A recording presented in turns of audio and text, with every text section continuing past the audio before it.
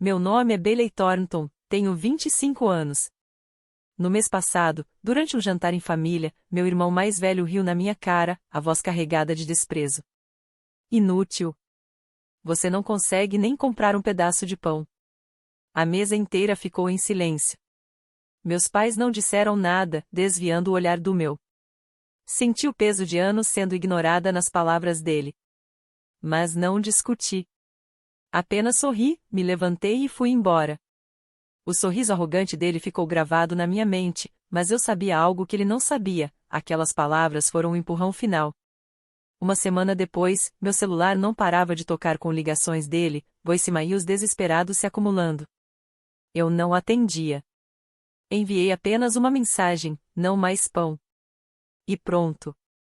Aquele foi o momento em que finalmente recuperei o controle. O que levou àquele jantar? E por que ele estava implorando depois? Minha família achava que poderia me usar para sempre, mas eu tinha outros planos. Fique por aqui para ver como virei o jogo. Você já foi subestimado pela sua própria família ou pessoas que ama, só para vê-las implorando depois? Compartilhe sua história nos comentários. Cresci em Albuquerque, Novo México, em uma casa de 3 quartos, em uma rua tranquila, daquelas onde vizinhos acenam e crianças andam de bicicleta até anoitecer.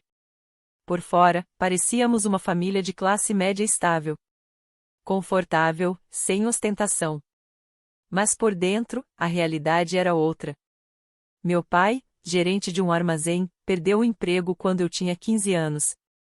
A empresa fez cortes e ele chegou em casa um dia com uma caixa de papelão com suas coisas, o rosto tenso de raiva.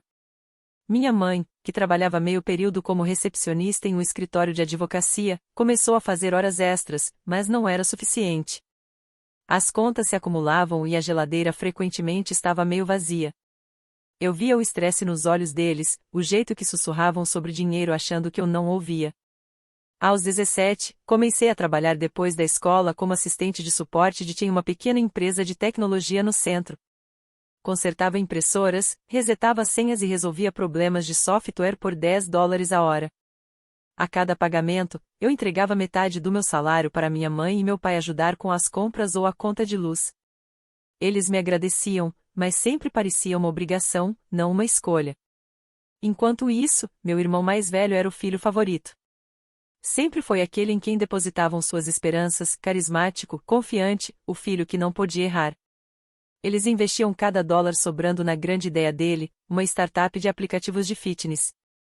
Chamavam aquilo de seu bilhete para o sucesso, pagavam seu escritório e até compraram um carro usado para ele ir às reuniões com investidores. Eu também queria trabalhar com tecnologia. Não apenas consertar computadores, mas criar softwares, construir algo de verdade.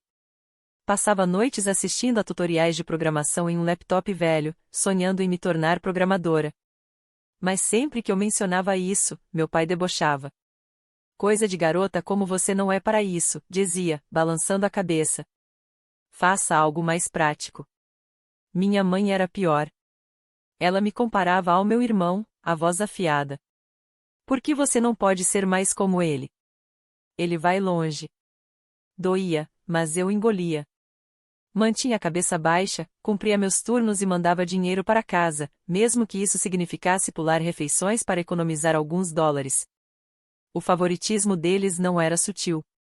No jantar, eles se gabavam da última apresentação dele para investidores, de como ele estava destinado à grandeza. Eu ficava lá, beliscando minha comida, enquanto ignoravam minhas notas máximas ou o fato de eu ter aprendido Python sozinha. Uma vez tentei mostrar à minha mãe um pequeno app que eu havia criado, um rastreador de orçamento para nossa família. Ela olhou de relance, deu de ombros e disse, que legal, mas o app do seu irmão vai mudar vidas. Eu me sentia invisível. Ele chegava em casa contando histórias de reuniões em cafés chiques, enquanto eu estava presa depurando códigos para clientes que mal me notavam. Ainda assim, continuei enviando dinheiro, $200 aqui, $300 ali, porque eles diziam que éramos uma equipe, uma família. Não era apenas sobre o dinheiro. Era a forma como eles me faziam sentir que meus sonhos não importavam. Meu pai uma vez riu quando mencionei que queria me inscrever em um programa de tecnologia na universidade. Você, programadora? Disse ele, como se fosse uma piada. Meu irmão entrava na conversa, sorrindo de canto de boca, melhor ficar atendendo o telefone, irmãzinha. Eu engolia a raiva, mas cada provocação só alimentava um fogo silencioso dentro de mim. Comecei a anotar cada dólar que dava a eles em um app no celular. Nem sei bem porquê. No começo, apenas um pressentimento de que eu precisaria disso algum dia. No meu último ano do ensino médio, o favoritismo deles era impossível de ignorar. Depois de anos sendo desprezada pela família, parei de buscar aprovação. Coloquei toda a minha energia em construir uma vida que eles não poderiam tocar. No último ano do ensino médio, consegui um emprego de meio período em uma pequena startup de tecnologia em Albuquerque, trabalhando com suporte de TI básico. Era trabalho pesado e repetitivo, resetar senhas, desentupir impressoras, mas pagava, e eu queria mais.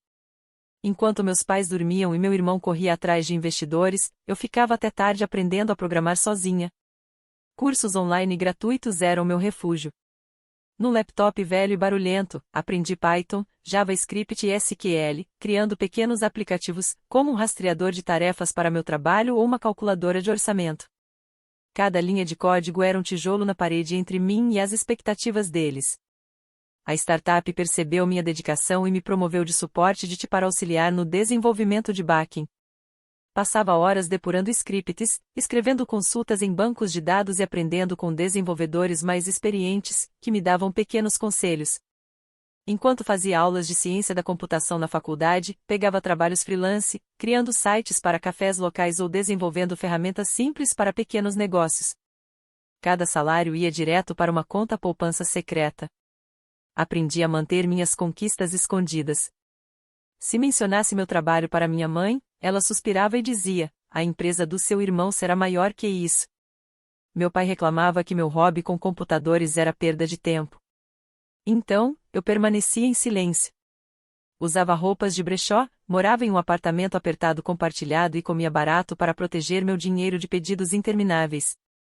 Quando estava prestes a me formar, minha persistência valeu a pena.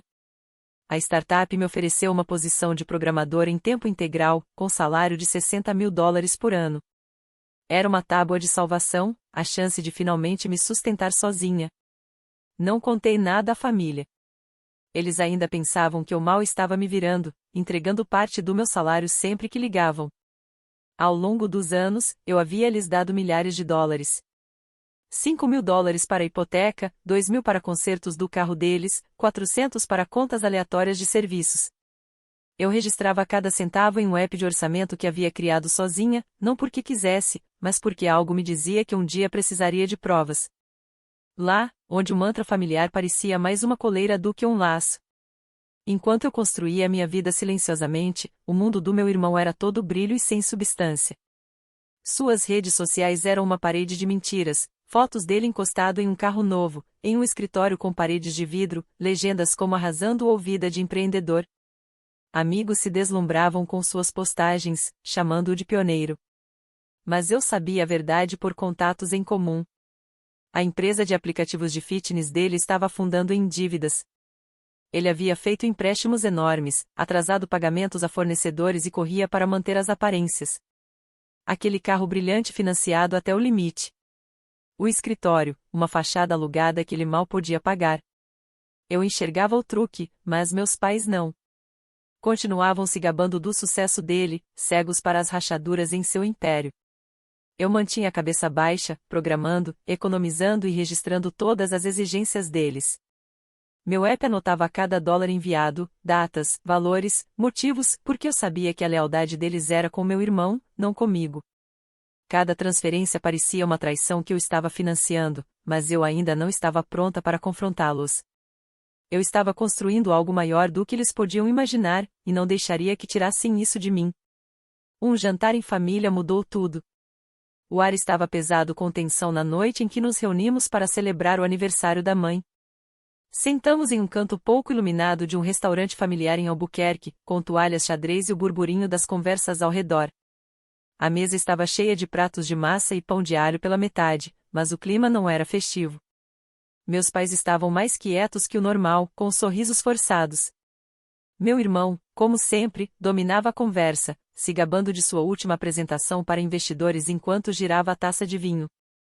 Eu estava sentada à sua frente, beliscando a comida, tentando ignorar o nó familiar no estômago. Jantares em família sempre pareciam uma apresentação, e eu estava cansada de interpretar meu papel. No meio da refeição, ele voltou sua atenção para mim. O sorriso dele era afiado, como se estivesse esperando por aquele momento. Então, disse alto o suficiente para que as mesas próximas olhassem: ainda nesse emprego inútil de tecnologia? Inútil, você não consegue nem comprar um pedaço de pão. As palavras caíram como um tapa. A mesa ficou em silêncio. Minha mãe encarava o prato, empurrando uma almôndega com o garfo. Meu pai tossiu e pegou a água, evitando meu olhar. Ninguém falou nada. Ninguém me defendeu. A dor não vinha só das palavras dele, mas do silêncio deles, da cumplicidade. Senti meu rosto queimar, uma mistura de vergonha e fúria, mas forcei um sorriso apertado. Não daria a ele a satisfação de uma reação. Levantei-me, pedi licença e saí para o estacionamento, mãos trêmulas segurando as chaves do carro. Lá fora, o ar fresco do deserto bateu no meu rosto, mas não acalmou a raiva que crescia dentro de mim. Caminhei perto do meu sedã velho, repetindo mentalmente as palavras dele, a risada deles ecoando na minha cabeça. Eu estava cansada de ser o saco de pancadas. Enquanto me encostava no carro, tentando controlar a respiração, meu avô se aproximou. O vovô, sempre quieto nessas reuniões, tinha um peso nos olhos que eu nunca tinha visto antes. Ele olhou ao redor para ter certeza de que estávamos sozinhos e falou em voz baixa: Bailey, há algo que você precisa saber. Meu estômago caiu. Ele explicou que minha mãe e meu pai tinham feito um empréstimo de $50.000 usando meu nome, meu crédito, sem minha permissão. Fizeram isso para socorrer a empresa falida do meu irmão, achando que eu nunca descobriria.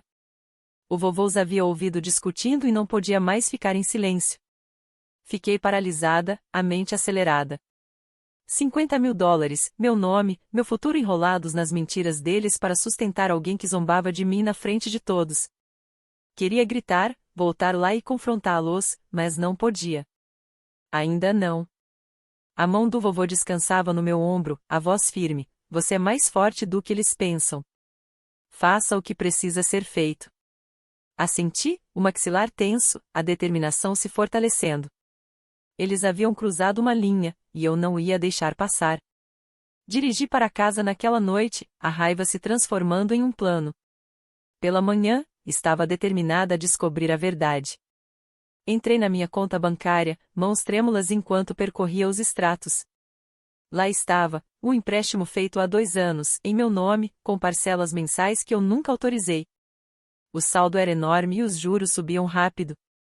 Meu coração disparou ao perceber a profundidade da fraude deles. Haviam apostado meu futuro para sustentar a empresa falida do meu irmão, e eu não fazia ideia.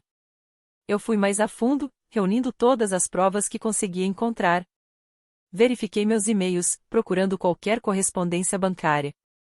Enterradas na minha caixa de spam estavam notificações, e-mails de confirmação de pedidos de empréstimo, lembretes de pagamento, todos em meu nome, mas enviados para uma conta que eu raramente usava.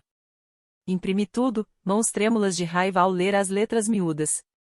Crucifiquei os números com meu app de orçamento, o mesmo que eu havia criado para controlar o dinheiro que dava à minha família.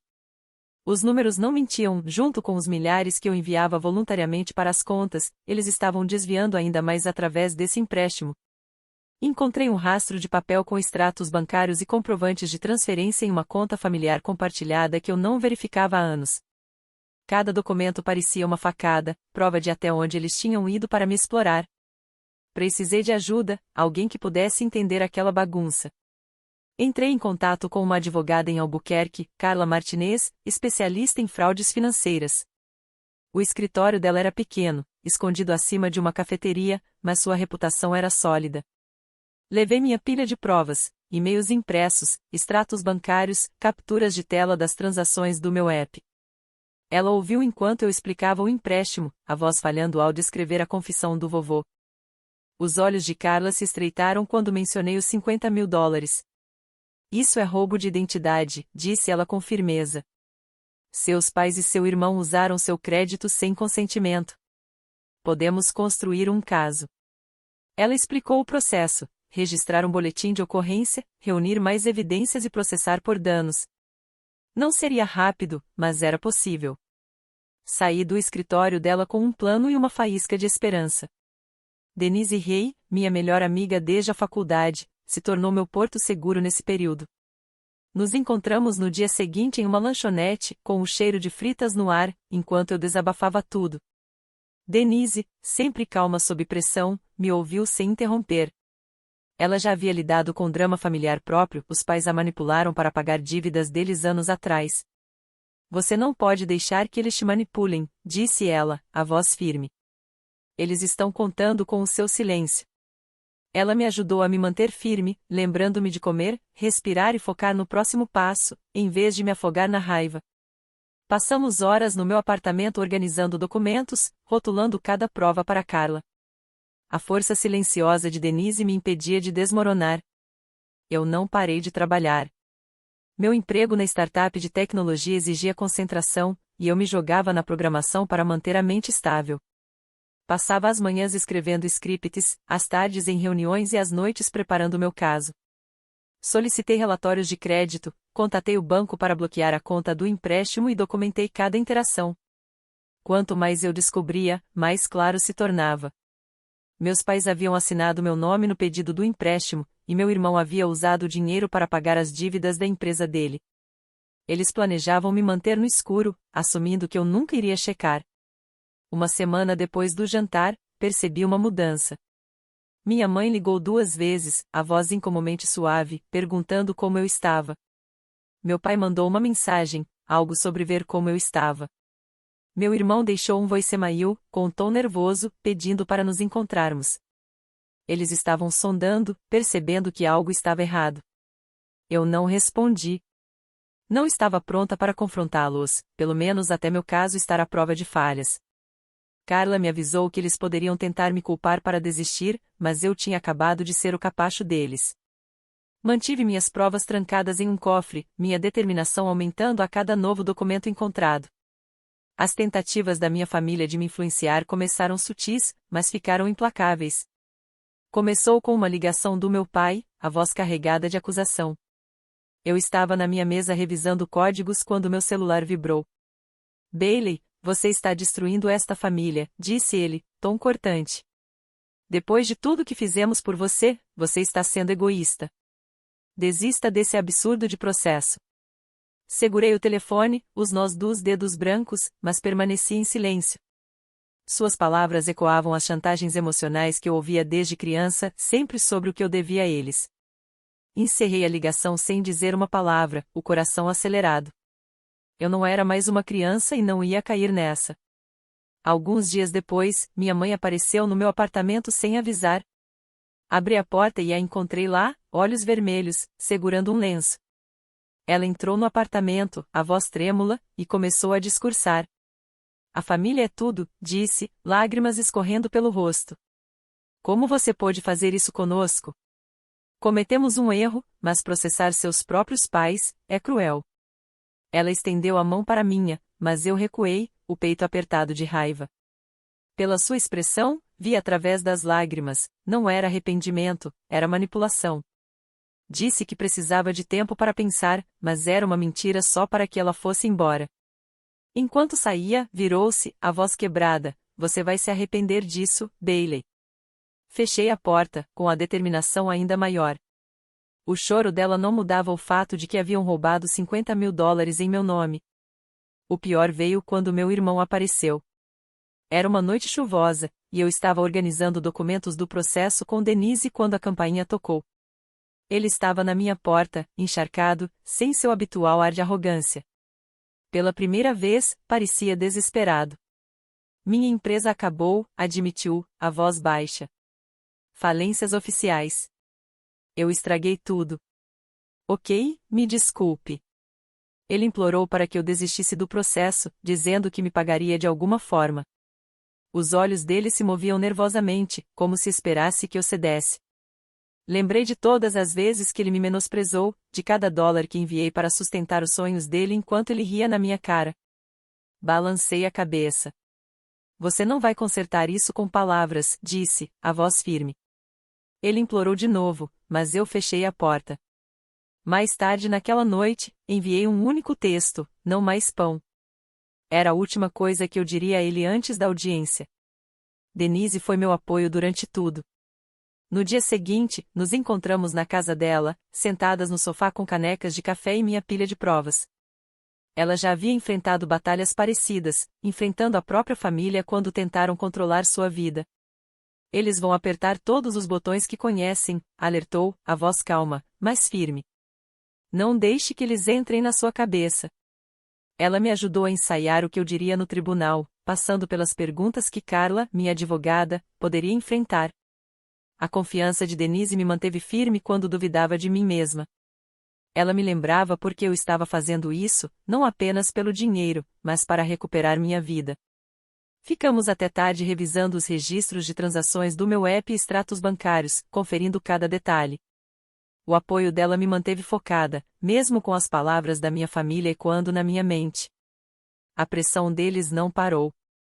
Meu pai deixou mensagens de voz, cada vez mais raivosas, me acusando de trair a confiança deles. Minha mãe enviava longas mensagens misturando desculpas e súplicas para manter tudo em segredo. Meu irmão tentou ligar, mas deixei cair na caixa postal. Suas mensagens ficaram desesperadas, mencionando credores e me culpando por piorar a situação. Não respondi. O desespero deles só confirmava o que eu já suspeitava: eles sabiam que haviam sido descobertos. Meu app tinha registrado cada centavo que eu dei a eles, milhares de dólares ao longo dos anos, e agora eu tinha a prova do empréstimo que haviam feito em meu nome. Carla disse que o caso era forte, mas me alertou sobre o desgaste emocional. Eles vão tentar te culpar até o fim, disse. Assenti, preparada. Continuei trabalhando, programando durante longos dias na startup para me manter firme. Meus colegas notaram que eu estava mais quieta, mas não compartilhei detalhes. À noite, me encontrava com Carla ou Denise, refinando o caso. Cada ligação da minha família parecia um teste, mas eu mantinha firmeza. Eles passaram anos tirando de mim, desprezando meus sonhos, e agora queriam piedade. Eu não iria conceder. O dia da audiência chegou e eu estava pronta. O tribunal em Albuquerque era mais frio do que eu esperava, o ar pesado com o peso do que estava prestes a acontecer. Fiquei em pé à mesa da parte autora, com minha advogada, Carla Martinez, ao lado, enquanto o juiz chamava o caso. Minha família estava sentada do outro lado da sala, meu pai com a mandíbula cerrada, minha mãe olhando para o chão e meu irmão encurvado, evitando meu olhar. A galeria estava quase vazia, apenas alguns funcionários do tribunal e Denise, que me lançou um aceno tranquilizador do fundo da sala.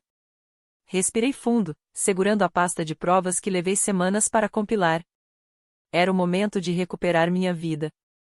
Carla apresentou o nosso caso com precisão. Mostrou os e-mails de confirmação do banco provando que o empréstimo estava em meu nome. Apresentou extratos bancários com pagamentos não autorizados vinculados à empresa do meu irmão. Os registros de transações do meu app, projetados na tela, detalhavam cada centavo que eu havia dado à minha família, milhares para as contas deles, nenhuma das quais eu havia questionado até então. Depus, com a voz firme apesar do nó no peito, explicando como descobriu o empréstimo de $50.000 graças ao alerta do vovô. O juiz ouviu atentamente, sem demonstrar emoção, enquanto eu contava anos de apoio à minha família apenas para descobrir que eles me traíram. O advogado dos meus pais argumentou que eles agiram por desespero, mas Carla rebateu com provas da fraude deliberada.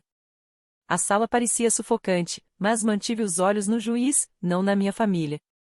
O veredicto veio mais rápido do que eu esperava. O juiz decidiu a meu favor, declarando o empréstimo fraudulento. Minha família foi condenada a pagar $15.000 em danos, uma fração do empréstimo, mas suficiente para responsabilizá-los. O tribunal também determinou que eles assumissem a responsabilidade total pela dívida restante, retirando meu nome do empréstimo. A empresa do meu irmão, já falida, foi oficialmente dissolvida, e seus bens foram apreendidos para pagar os credores. Meu pai e minha mãe agora enfrentam suas próprias dívidas, incluindo parcelas da hipoteca que não conseguiam pagar. As contas do cartão de crédito se acumulavam. O martelo do juiz ecoou nos meus ouvidos, um som de justiça, mas também de finalização.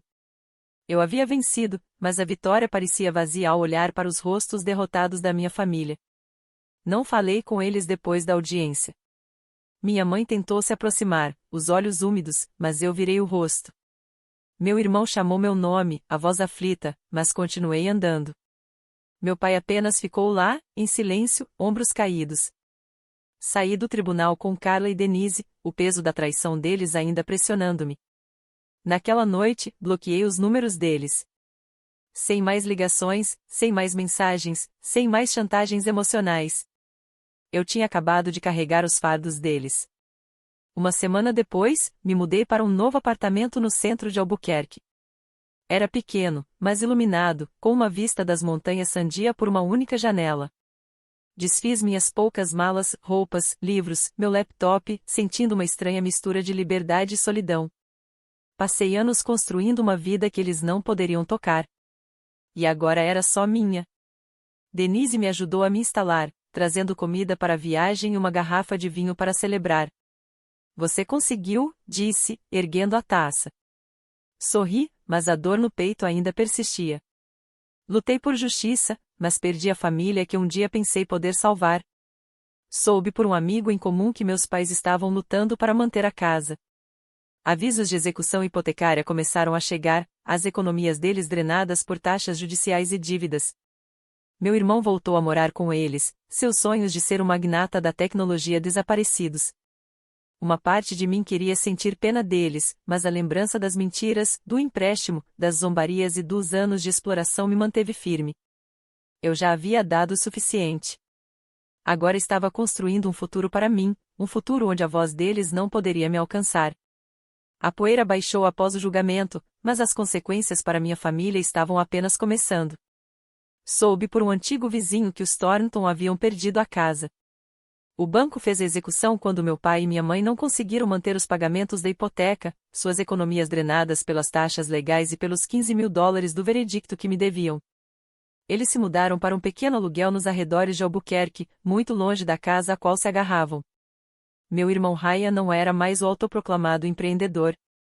Sua empresa desaparecera, e agora ele trabalhava como atendente em uma loja de eletrônicos local, registrando clientes e repondo prateleiras. Não senti alegria ao ouvir isso, apenas um reconhecimento silencioso de que as escolhas deles haviam finalmente alcançados. Enquanto isso, minha vida tomou outro rumo.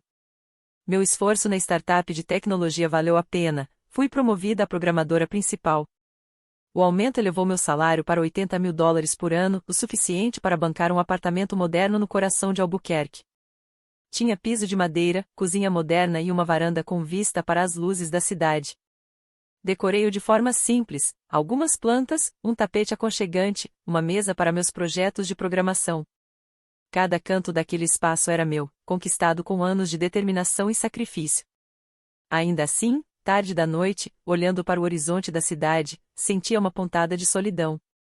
Eu havia construído uma vida livre do controle deles, mas isso custou os laços familiares que um dia esperei reparar. Reconectei-me com Scott e Ruth, antigos amigos da faculdade que mantiveram contato durante o caos.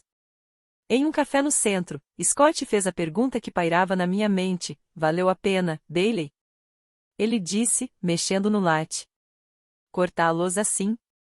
Seu tom não era julgador, apenas curioso. Parei, traçando a borda da minha caneca com o dedo. O processo me deu justiça, mas o vazio era real.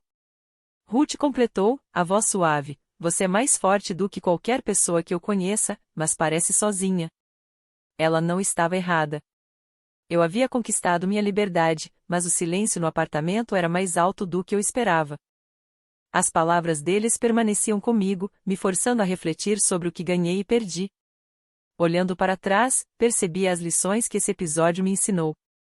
A traição da minha família, usando meu nome para um empréstimo de $50.000, mostrou a importância de estabelecer limites desde cedo.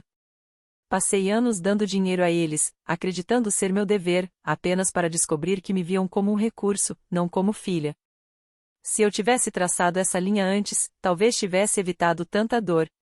O processo, embora desgastante, foi minha forma de me proteger. Não se tratava apenas do dinheiro. Era sobre reivindicar meu direito a um futuro que tentaram roubar.